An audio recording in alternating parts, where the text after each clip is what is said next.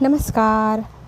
ठरलं तर मग ह्या मालिकेच्या आजच्या भागामध्ये आपल्याला पाहायला मिळत आहे, इथे सगळेजण जेवणाच्या टेबलवर रात्रीचं जेवण करायला बसलेले असतात आणि सगळेजण आपापल्या कामात असतात. तर इथे ना सुमनच्या लक्षात येतं की सायली अर्जुन एकमेकांशी बोलत नाही. तर इथे त्या दोघांना बरे आहेत ना तुम्ही, असं सुमन विचारते आणि म्हणते काय झालं आहे का तुमच्या दोघांमध्ये भिनसलं आहे का, तुम्ही दोघं आज काहीच बोलत नाही आहे. तर अर्जुन म्हणतो नाही नाही कुठे काय. त्यातच नागराजचा मुलगा कोबरासारखा आपल्याला इथे डंक मारताना पाहायला मिळेल.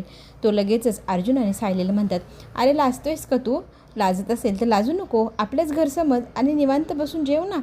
सुमनला खरं तर हे खटकतं, पण आता कुणाला सांगणार. आता ती सर्व करत तुम्ही दोघांनी व्यवस्थित जेवण करा बरं असं म्हणत ती आता सगळ्यांना वेगळ्या गोष्टीमध्ये व्यस्त करण्याचा प्रयत्न करताना आपल्याला पाहायला मिळेल.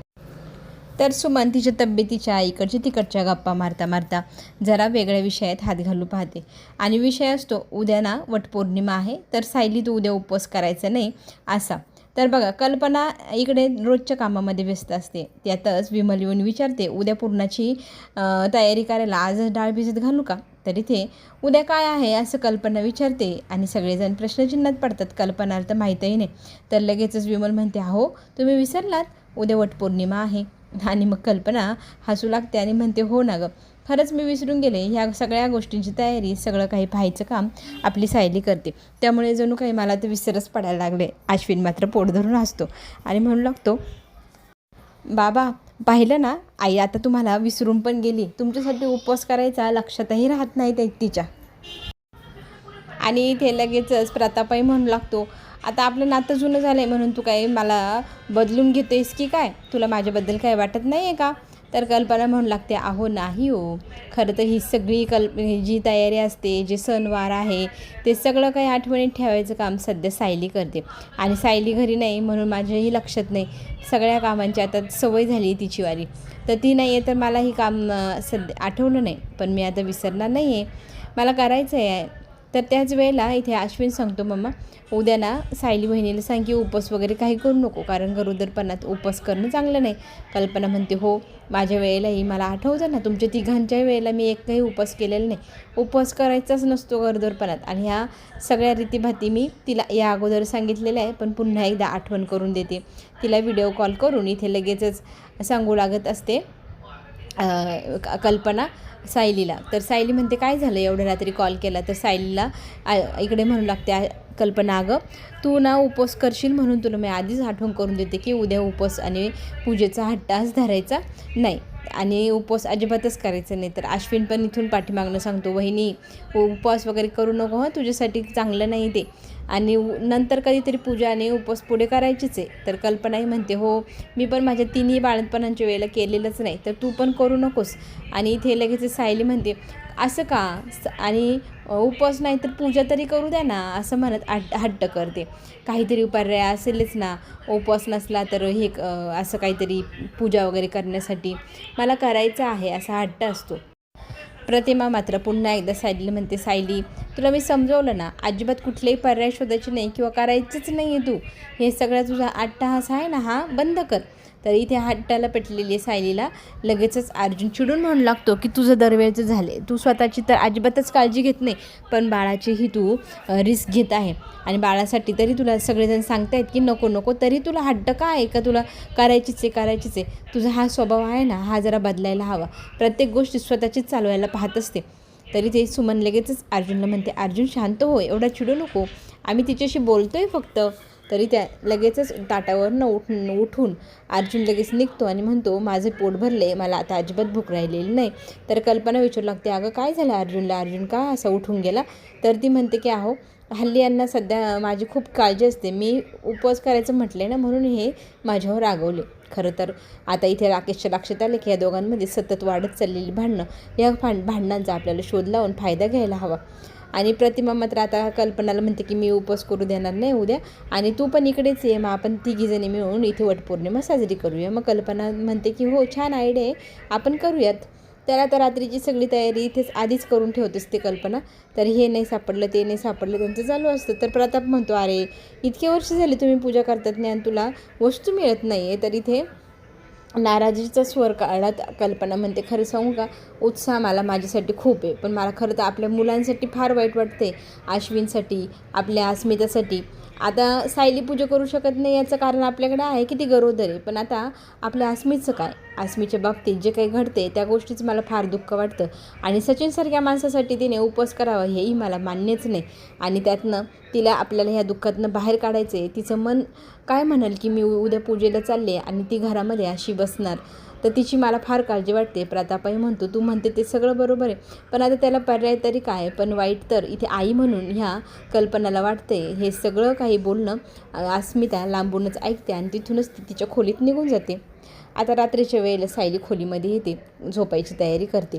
खरं तर इथे अर्जुनला तिचा राग आलेला असतो. अर्जुन तिचा जो हट्ट आहे सततचा की मला उपवास करायचा, किंवा मला खरं तर ती प्लॅनिंग नाही का तिची की मला तो सीन क्रिएट करायचा आहे ॲक्सिडेंटवाला, हे काही त्याला पटलेलं नाही आहे.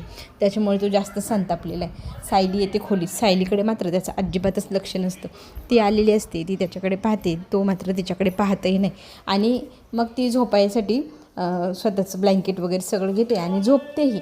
पण तरी हा त्याचा कम्प्युटरमध्ये डोकं घालून बसलेला असतो. पुन्हा एकदा सायली स्वतःहून त्याच्याशी बोलते, अहो तुम्ही पण झोपा आता, भरपूर उशीर झाला. तर तो म्हणतो, मी बघेल माझं काय करायचं, रागाच्या स्वरातच बोलतो. इथे तरी सायली एवढं प्रयत्न करत असते, पण तो बोलायला तयार नाही हे तिच्या लक्षात येतं. आणि मग ती तोंड फिरवून झोपून घेते. अर्जुनला वाईट वाटतं की आपण पहिल्यांदाच असं आपल्या बायकोशींना बोलतो झालो आहे, तिच्याशी इतकं वाईटपणे वागतो आहे. पण आता पर्याय नाही, कारण तिचा जो हट्ट आहे तो बरोबर नाही आहे. बाळाच्या आणि तिच्यावरती जीवावरती बेतू शकतं, म्हणून तो नाही म्हणतोय ना. तर आता आपण पाहतोय प्रतिमाने कल्पनाला फोन केला. ह्या दोघांमध्ये सारखं काही ना काही चालू आहे.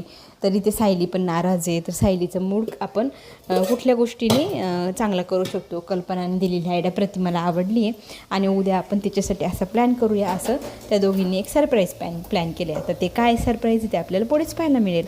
तर दुसऱ्या दिवशी सकाळी छान प्रकारे तयार होऊन कल्पना तिची तयारी झालेली असते आणि निघायचं असतं तिला. पण तिला अजूनही ह्या गोष्टीचं वाईट वाटतं की आपल्या अस्मीचं किंवा अश्विनचं काय. पण आता त्याच वेळेला प्रताप छान प्रकारे कौतुक करतो की बायकोला, तू आज खूप सुंदर दिसते. मग ती हसते. तितक्यात ना एक पार्सल येतं आणि ते पार्सल घेण्यासाठी अस्मिता येते. तर कल्पना म्हणते, आता काय ऑर्डर केलेस तू, सतत काहीतरी पार्सल मागवत असते. मग इथे अस्मिता म्हणते, थांब, धीर धर, तुला कळेल काय पार्सल मागवलं आहे. मग ती त्या पार्सलला म्हणते की हे पार्सल खरं तर माझ्यासाठी आणि अश्विनसाठी आहे. तर काय आहे बुवा, ह्या दोघांसाठी कोणी पाठवलं आहे. तर ती म्हणते, एका स्पेशल व्यक्तीने आमच्या दोघांसाठी आजच्या दिवसासाठी खरं तर एक स्पेशल पार्सल पाठवलं आहे. ते पार्सल काय आहे आणि हा जो काही उत्साह आहे काय तर त्याच्यामध्ये सगळ्यांना खूप आनंद होतो. त्यातच ना तितक्यात सायलीचा व्हिडिओ कॉल येतो. मग अस्मिता तो व्हिडिओ कॉल घेते आणि म्हणते, इतक्यातच तुझं नाव घेणार तितक्यात तुझा कॉल आला, कारण पार्सल घरी पोचलेलं आहे आणि हे पार्सल आम्हाला सायलीने पाठवलं आहे असं सगळ्यांना ती सांगते. मग ते कारण काय पार्सलचं, त्याच्यामध्ये पेस्ट्री आहे.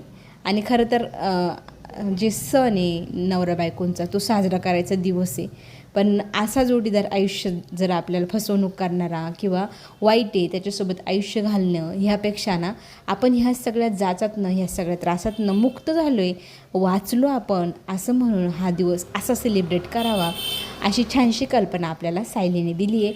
आणि ती अंमलात आणताना आपल्याला सचिन आणि अस्मिता दिसते. तिघं मिळून छान प्रकारे तो क्षण आता सेलिब्रेट करणारे. अश्विन लगेचच ते पेस्ट्री वगैरे काढतो, स्वतःलाही घेतो, अस्मितालाही देतो. आणि मग तिकडनं सायली म्हणते, मीही तुमच्यासोबत पेस्ट्रीज खाणार, कारण मला आता उपवास करायचा नाही. तर तिघंही आपण सोबतच पेस्ट्री खाऊया असं म्हणत तिघांनी आता पहिला घास सोबतच उचलायचं ठरवलेलं असतं. आणि त्या पेस्ट्रीतनं पहिला घास आपली सायली खाते आणि इकडे अस्मिता आणि आपला असं अश्विन पण खातो. एवढ्या दूर असूनही आपल्या सायलीला आपली काळजी आहे हे सगळं पाहून तिचं कौतुक इथे प्रताप आणि कल्पना करताना दिसते. तिची पण काळजी घ्यायला हवी. ती इथं नसतानासुद्धा तिला सगळ्यांची काळजी. तर ती त्यांना म्हणते की आपण कितीही दूर असलो, कितीही कुठे असलो, पण आपली मनं जोडली गेली आहे, आपण एकमेकात किती गुंतलो आहे. मला खरं तर काळजी वाटत होती ह्या दोघांना ह्या दुःखातनं बाहेर काढण्यासाठी अशी काही गोष्टी करायला हव्या असं मला वाटलं, म्हणून मी केलं, असं सायली कल्पनाला सांगते. तिची कल्पना खरंच खूप सुंदर आहे.